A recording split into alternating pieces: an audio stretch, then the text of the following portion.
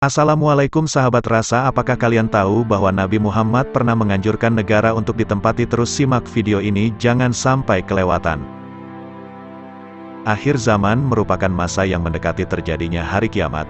Kabar tentang terjadinya hari akhir itu sudah tertulis dalam Al-Quran dan hadis. Menjelang terjadinya kiamat besar, akan terjadi petaka dan huru-hara yang melanda manusia, khususnya umat Islam. Pada masa itu Dajjal akan menebar fitnahnya ke berbagai penjuru bumi. Rasulullah SAW pun menganjurkan 4 negeri ini untuk ditinggali umat Islam. Keempat negeri ini begitu diberkahi oleh Allah SWT. Apa saja keempat negeri yang direkomendasikan Rasulullah untuk dihuni pada akhir zaman? Mekah dan Madinah. Mekah menjadi salah satu negeri yang direkomendasikan Nabi untuk ditinggali. Pasalnya kota suci umat Islam ini akan terbebas dari fitnah Dajjal yang kejam. Berdasarkan hadis Nabi Muhammad SAW, Allah SWT menjamin bahwa ini akan dijaga oleh malaikat dari fitnah Dajjal. Tiada suatu negeri pun melainkan akan diinjak oleh Dajjal, kecuali hanya Makkah dan Madinah yang tidak. Tiada suatu lorong pun dari lorong-lorong Makkah dan Madinah itu, melainkan di situ ada para malaikat yang berbaris rapat untuk melindunginya. Kemudian Dajjal itu turunlah di suatu tanah yang berpasir di luar Madinah, lalu kota Madinah bergoncanglah sebanyak 3 goncangan, dan dari goncangan-goncangan itu Allah akan mengeluarkan setiap orang kafir dan munafik dari Makkah, Madinah. Riwayat Muslim. Yaman. Allah juga melebihkan negeri Yaman dibanding negeri-negeri lainnya setelah Mekah dan Madinah.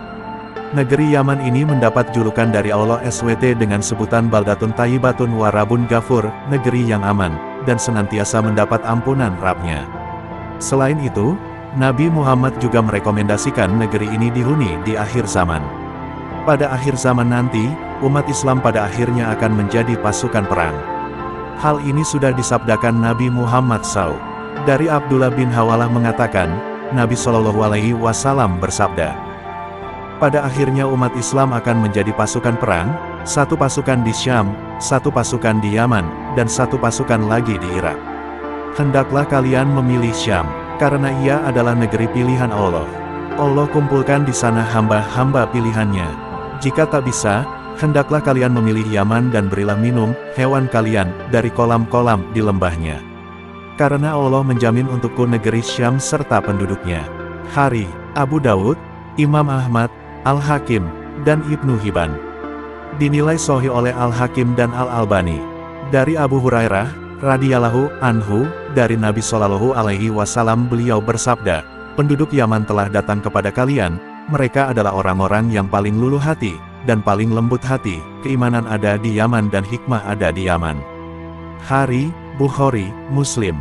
Dari sahabat Sauban berkata, Rasulullah Shallallahu Alaihi Wasallam telah bersabda, sesungguhnya kelak aku akan berada di samping telagaku.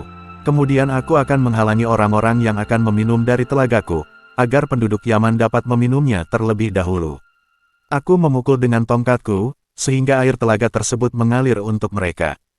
Hari, Muslim. Dari Ibnu Umar, beliau menyebutkan Nabi Shallallahu Alaihi Wasallam pernah berdoa, ya Allah berkatilah kami pada Syam dan pada Yaman. Hari, Bukhari.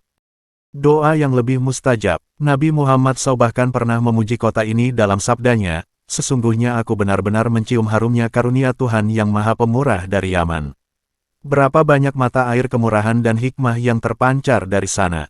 Allah SWT juga berfirman dalam Al-Quran QS Al-Maidah 54 yang artinya, hai orang-orang yang beriman, barang siapa di antara kamu yang murtad dari agamanya, maka kelak Allah akan mendatangkan suatu kaum yang Allah mencintai mereka dan mereka pun mencintainya, yang bersikap lemah lembut terhadap orang yang mukmin, yang bersikap keras terhadap orang-orang kafir, yang berjihad di jalan Allah, dan yang tidak takut kepada celaan orang yang suka mencela.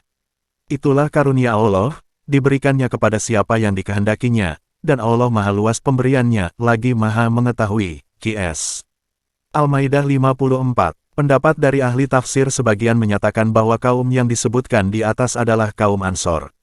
Namun, pendapat yang lebih kuat mengenai identitas kaum yang disinggung dalam ayat di atas, sebagaimana dijelaskan oleh Imam Al-Qurtubi dalam tafsirnya, adalah penduduk negeri Yaman, kaumnya sahabat Abu Musa Al-Asy'ari, Asy'ari radhiyallahu anhu. Turunnya ayat ini, terang Imam Al-Qurtubi, berkenaan dengan kabilah yang bernama Al-Asy'ari.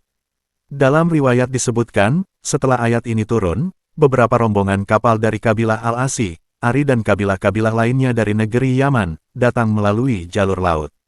Mereka adalah kaum muslimin yang tertindas di negerinya pada masa Rasulullah Shallallahu Alaihi Wasallam masih hidup. Merekalah yang berjasa dalam penaklukan negeri Irak melalui Perang Al-Qadisiyah pada masa kekhilafahan Umar radhiyallahu anhu. Syam. Negeri Syam juga menjadi salah satu negeri yang disebut-sebut Rasulullah dan mendapat keberkahan dari Allah. Negeri ini senantiasa dijaga malaikat sehingga baik dihuni pada akhir zaman nanti.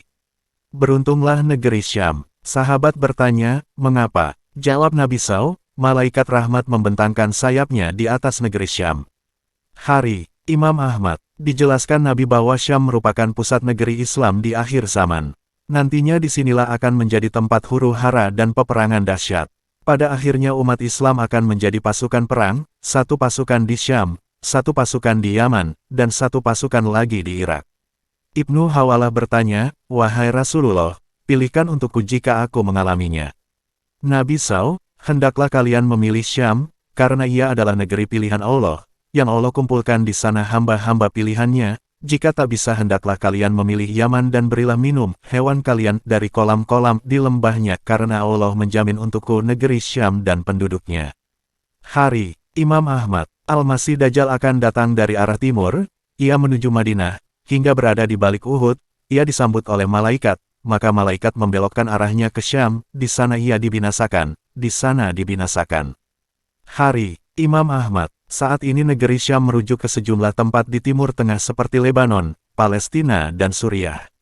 Terima kasih sudah membaca artikel ini. Ilmu pengetahuan sempurna datangnya dari Allah SWT.